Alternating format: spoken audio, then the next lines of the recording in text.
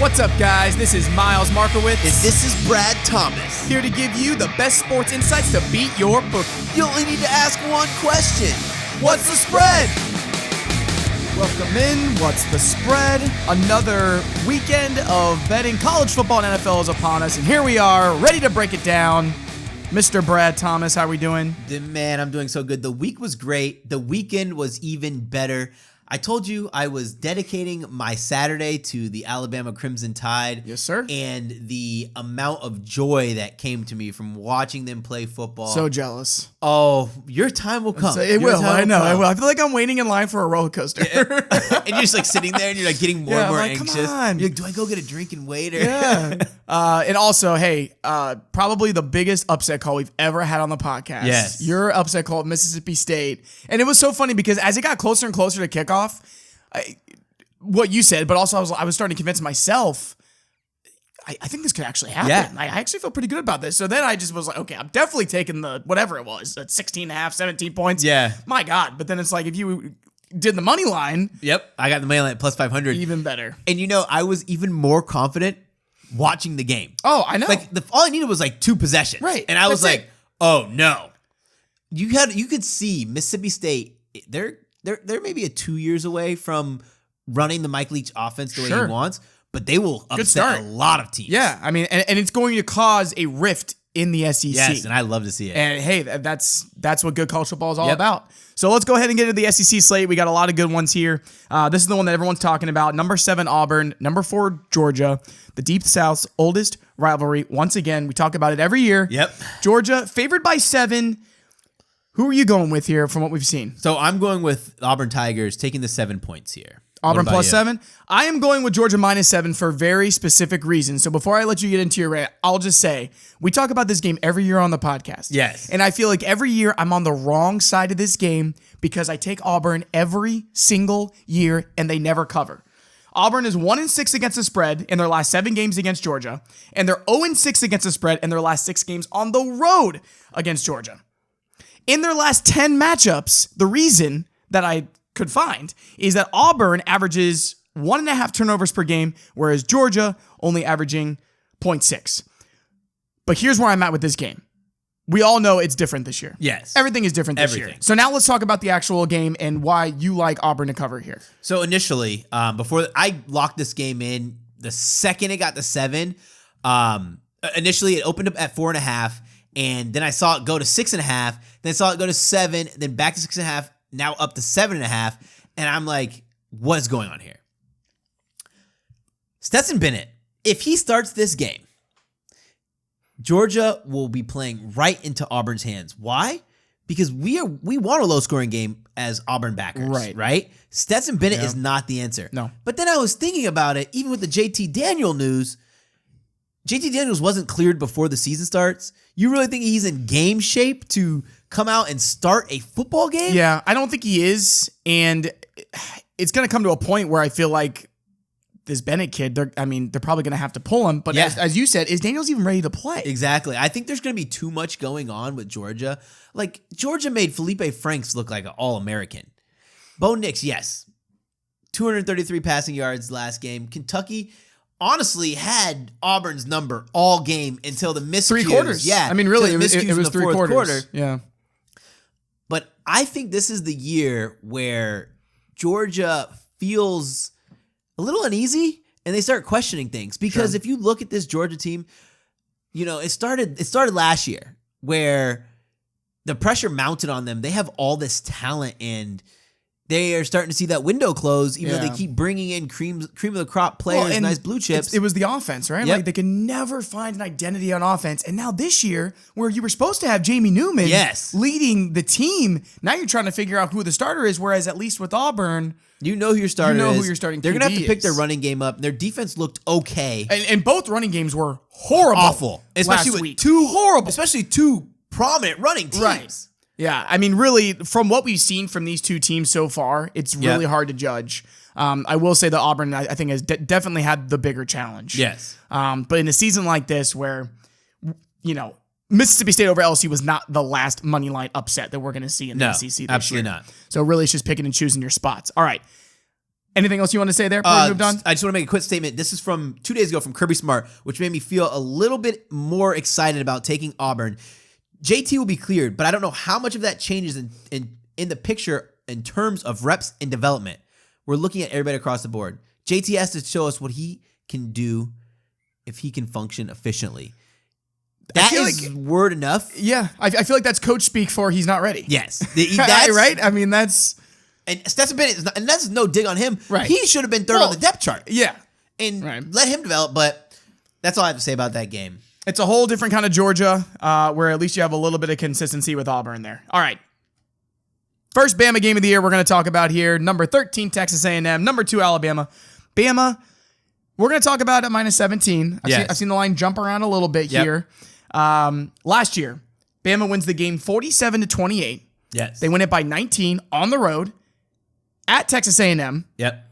With not a great defense. No. And they still end up winning by 19. Brad, first time and not the last time I'll be picking Bama this year, but I'm going Bama here minus 17. I'm going Texas A&M plus 17. Liking the dogs. So for me, God, Yes, let me go ahead and say, Bama is stacked top to bottom this year. That offensive line can make any running back in the country look like a Heisman. And then you actually have a true Heisman candidate running back. Najee Harris averaged 98 yards last game, only had 12 attempts. We had Jalen Waddle, who is even more versatile than probably any receiver that we've ever had. My problem is, and Saban will not put himself in sticky situations again like he did last year, where he had a lot of inexperience and a lot of health issues. Yeah. Bama will go up by 21 before halftime. Easily. Yep. Bama will start playing, Trey Sanders, start playing Bryce Young. I know that's what they did last week. But my question would be, do you think that they would do it against a team like Texas A&M where they have the ability to come back like that in the second half? I think that Bama, once they get up 28 points and they know that the other team's not coming back, they are going to let their foot off the gas wholeheartedly. They want to develop guys. Saban doesn't want to put himself in that situation again here. Every trend tells you not to take Texas A&M. Well, it's tough, right? I mean, Brad, they were 31.5-point favorites last week. Yes. And they almost lost the game to Vanderbilt. I mean, the problem is for me, and obviously we're on the same side here that Bama's going to dominate the football game because there's no indication otherwise. But Bama has so much more to give us from what I saw against Missouri than this mess of an A&M team that we currently have right now. Awful. But really, it probably does just come down to the garbage time or the backdoor cover. And I'm afraid of that. And what I really was enjoying was watching Bryce Young play. He still has that deer in the headlights look. I'm excited for this kid, though. And Saban is going to get him as many reps as humanly possible because you do not want a situation where he was sitting there with Tua hurt and had to make that decision. Was Mac Jones ready? He wants to know if Mac Jones goes down, will Bryce Young be ready? And that's why I'm taking the 17. It has absolutely nothing to do with A&M. Right. It has all to do with Saban is going to keep his guys as healthy as possible for as long as possible. Watch out for that 15-point win, that real gnarly backdoor cover where Alabama backers are second and third stringers are in the fourth quarter. And they're kicking themselves and stuff. So. A&M is still going 100% because they're trying to find some kind of footing. So need some momentum for the next game. It. Take it from a Bama fan here.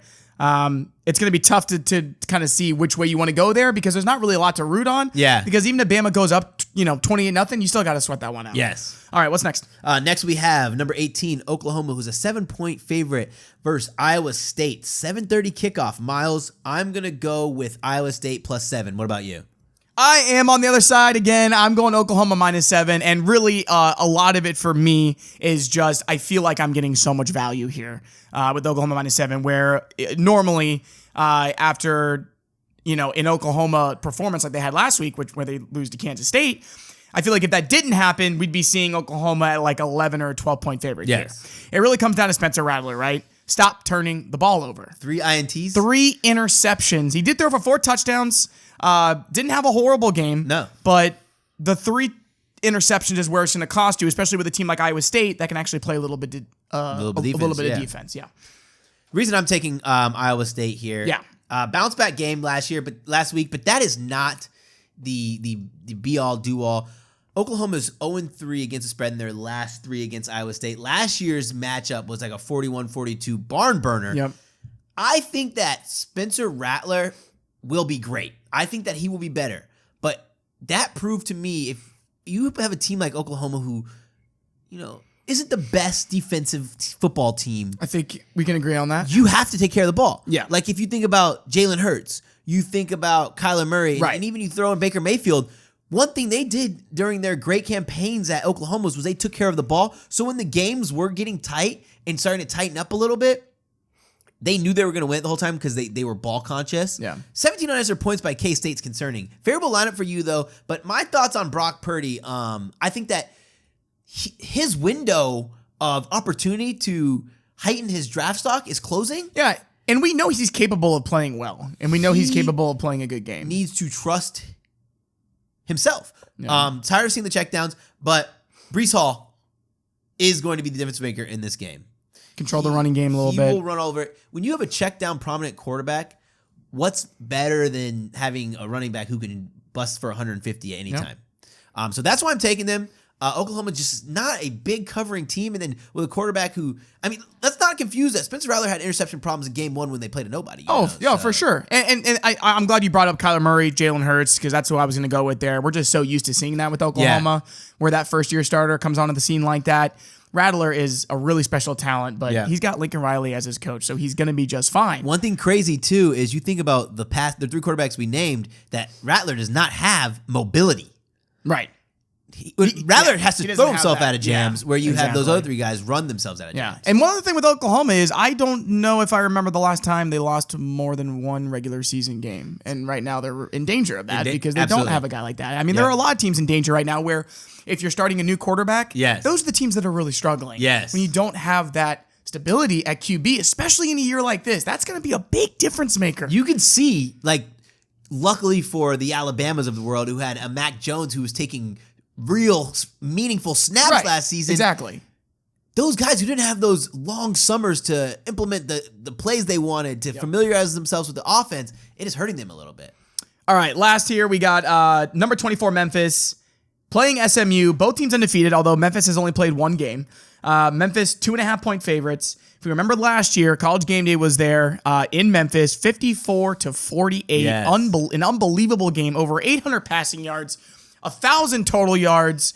I think we'll get another shootout here. I don't think we're going to have quite as much of a classic, but pretty much a coin flip here. Who do you like? I'm going to go with Memphis -2. Memphis minus. All right. I think this might be the first time ever that we've disagreed on all 4 college football games. I really wanted to lean Memphis, but just with the way that Shane Buechele has looked and the fact that I just haven't seen Memphis, they've had so many games postponed. I'll take the coin flip here. I'll take SMU at home. Obviously, huge problems in the secondary for SMU. They do have a pretty good pass rush, but I just feel like it's going to be a quarterback duel again. Yes, the over in this game is totally live. I think it's not even crazy. I think the UCF total is higher than this total. When I was looking, I didn't lock in either yet, but I'm going to consider the total here. Shane Buechele is off to an amazing start with 852 passing yards this season. But let's go ahead and not forget, Memphis contracted coronavirus because they decided to go party bust it up. So they have, in my opinion, and hear me out. They have a better advantage than SMU because Memphis only had to prepare for 1 opponent over a 2-week span. Right. Where you have SMU who's playing multiple games, each practice script is different. I look for this to be a tight game. But I do look for it to be a battle of the quarterbacks, and I think Brady White is a better quarterback.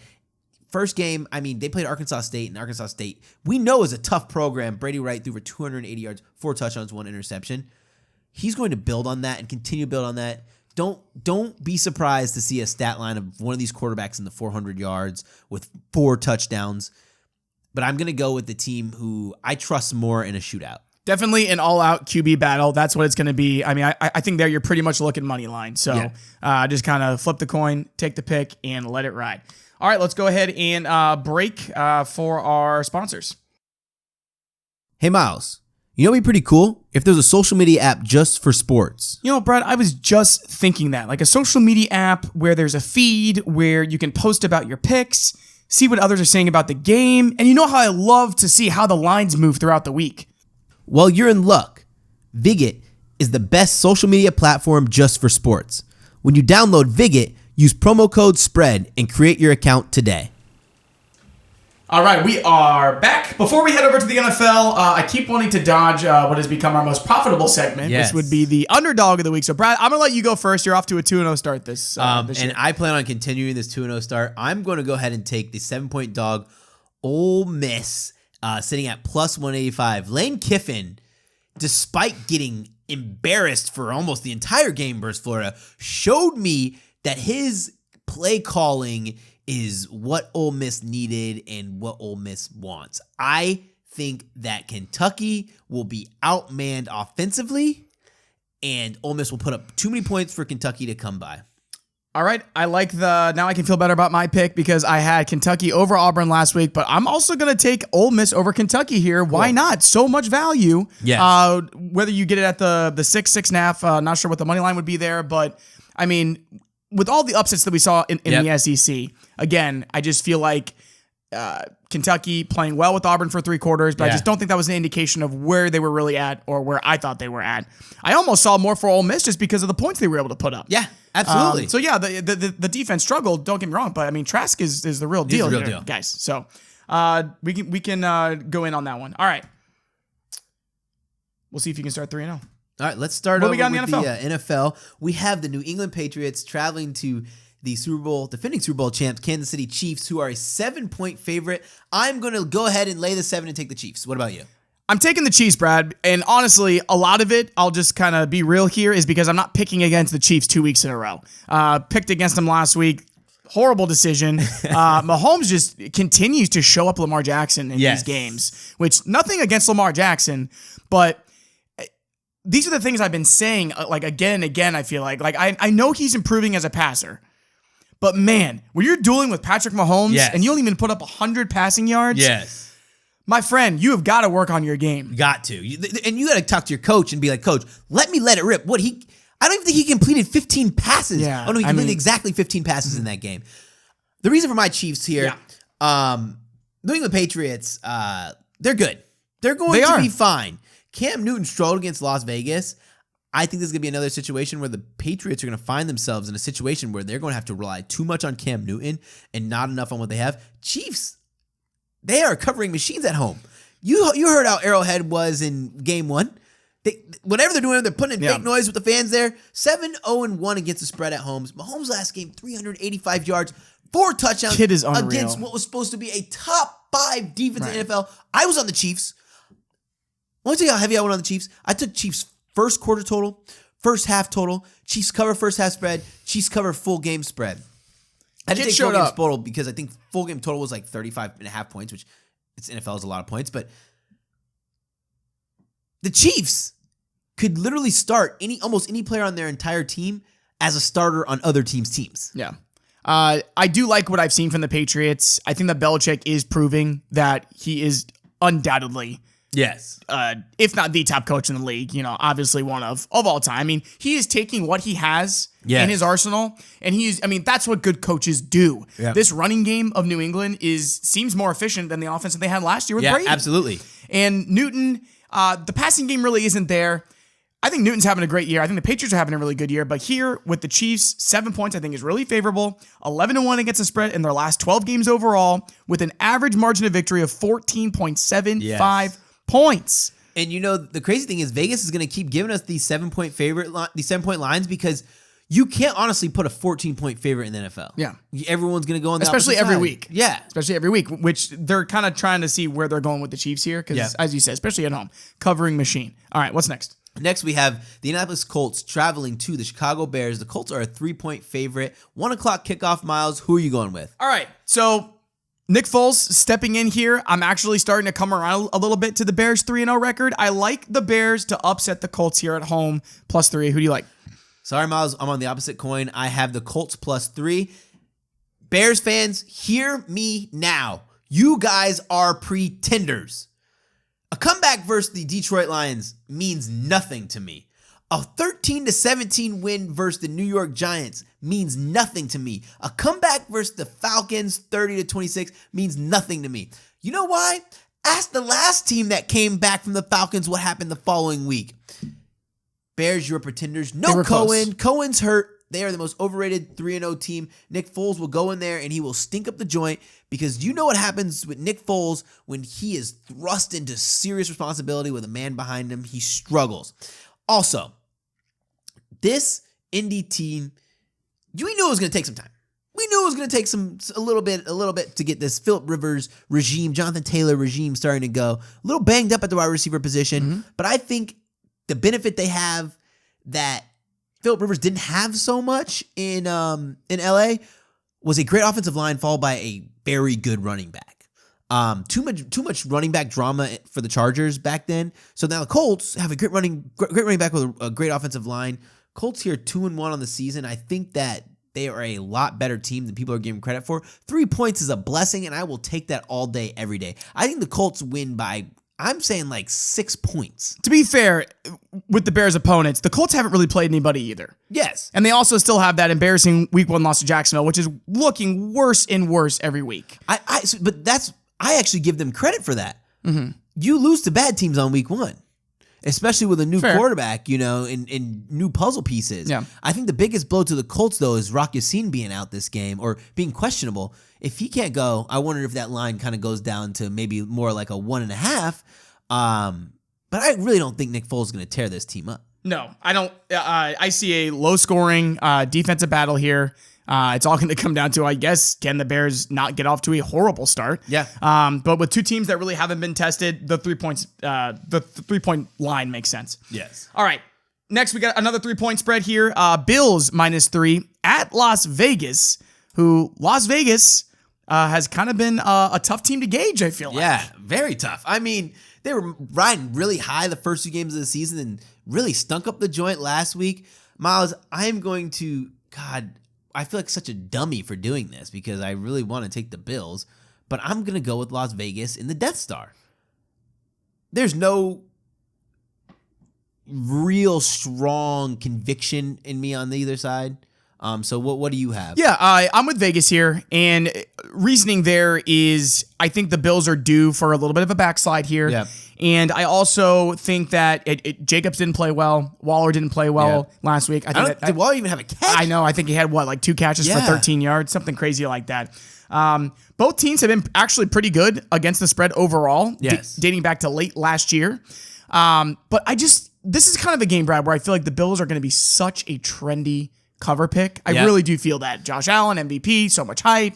Big comeback, beat the Rams. What makes me wonder is, doesn't just this seem like a perfect spot for Vegas to take a lot of money? Because you think about it, the Bills have an MVP caliber quarterback. Right. They're only a 3-point favorite versus a team that just put up only 20 points last game. So I feel like that's where all the money is going to go. Yeah. And I'm fine with taking Vegas at home, especially the way that they played against the Saints. Yes. And I just feel like the Bills are just listen. It's not that I don't believe in the Bills and don't believe in Josh Allen. I think Josh Allen is having a great season. Yes. Picked against the Bills last week too, and they proved us both wrong. Yes, they did. We both had the Rams, and they should have had that game. We should have. But I still, it's just not there for me yet, and I just feel like in the NFL right now, with only with the 3-point spread, I just feel like it's a perfect opportunity for guys like us to be on Vegas side. I totally agree. Last one. Last one, we have the Arizona Cardinals, who are a 3-point favorite versus the Carolina Panthers. I'm going to be on the Cardinals. This will be my play of the week. Yeah, hey, I'm actually with you. Like, if I had one that I was the most confident in this entire show, Cardinals -3. This is an overreaction from them not covering, not winning against the Lions. Guys, the Cardinals are really good. Yes. It's a really good team. Really Murray he threw 3 picks. That's all. That was it. But we were talking about Murray in college, but if that transcends to the NFL, he doesn't turn the ball over. Yes. that was very uncharacteristic of him. You also have to look at the defense that he's playing and compared to this Carolina young defense. Yeah. Offensively, what is Carolina going to do to keep up? We saw what happened. So Carolina's best part of their defense is their defensive line, right? Yeah. And we saw what happened when a team that Arizona, who played against a team who lacked skill in the secondary, lacked offensive production in the Washington football team, they destroyed them. Yeah. It wasn't even like a question if they were going to cover or not. And I like this here a lot. Arizona 7-1-2 against the spread in their last 10 road games. Murray had a bad game versus Detroit. We can throw that out. And he still threw for 3 touchdowns. Yes. That's the thing, though, is we're like, he's that good. Yes. Where he's going to have, it's perfect for a bounce back week. When you have if you want to be, if you, public, our listeners, if you want to be a good long-term sports bettors, you have to find those moments in looking at past games where you can put a line through the game. Yeah. That Lions game, put a line through it. And find the overreactions. Yes. Find where Vegas is adjusting week to week, because I think this totally is a agree. perfect example of that. Yes. Whereas you can jump on it now. I mean, again, I think this Cardinals team could win 11 games this year. I think they're that good. Vegas set them to win 7 games. I took that at the beginning of the season so easily. Which corner from Carolina is going to cover DeAndre Hopkins? And that's the other thing with Carolina is they got, Matt Rule got his first win last week, but they're a mess. Yes. I mean, guys, the Chargers were starting Justin Herbert, who, as good as he looked in his first game, there was actually time to prepare for him this time. He's still a rookie QB. Yes. You're going up against freaking Kyler Murray in this game. Yes. And they only have to cover by 3. I know they're going to win. They're not losing back-to-back games against mediocre teams. Absolutely not. So you're telling me they only have to win by 3? Bro, this is... This is too easy. Watch this. Carolina's not good at home. They're Yeah, how about 0-4-1 against the spread? Last 5 games as home underdogs. So Vegas knows when they're garbage at home. Yeah. I just think that this is just too fun for us to not take advantage of. My thing is just the young secondary and the lack of offensive production. Those are 2 things that probably matter the most when you're playing against an offensive powered team. Yeah. And at this point, if we can just stay on Arizona for a second, I mean, they have actually become one of my most favorite teams to watch. Yes. Because of Kyler Murray. He's just really fun to watch. I just feel like anytime he's on the field, they have that much offensive firepower where it's like they can score at any time. Yeah. It's how I feel about Mahomes and the Chiefs offense. Not comparing Murray and Mahomes, but I'm comparing these offensive productions. Yes. And it's fair to compare that year 2 jump that each had in their career. Right. So. I think that's what we're seeing. Well, that's cool. We got to end with one that we did agree on. After just butting heads the whole time, but I like to hear your thoughts on it because as a sports bettor, I'm in the thick of the trenches every day. Sure. There are games where I'm really high on, and then you'd like to hear another brilliant mind talk about it, and sometimes I'll be like, you know what? He's actually right. It's going to be a no bet from me. So I like to hear that thought process, and I enjoy talking sports with you. And that's what we're here for. That was fun. That was fun. Guys, be sure to download What's the Spread on iTunes, Stitcher, Google Play, or however else you get your podcasts. Download the Viget app. Download Viget. And use it's fun. Promo code SPREAD. Guys, I posted my plays on there last Saturday for college football. And just in case you guys didn't know, every single one of them hit. There you go. And I put a plus 500 money line dog on there, and I put another plus 210 money line dog in Syracuse that also hit, and I put it exclusively on Viget. So be sure to download the app. That's Vigit.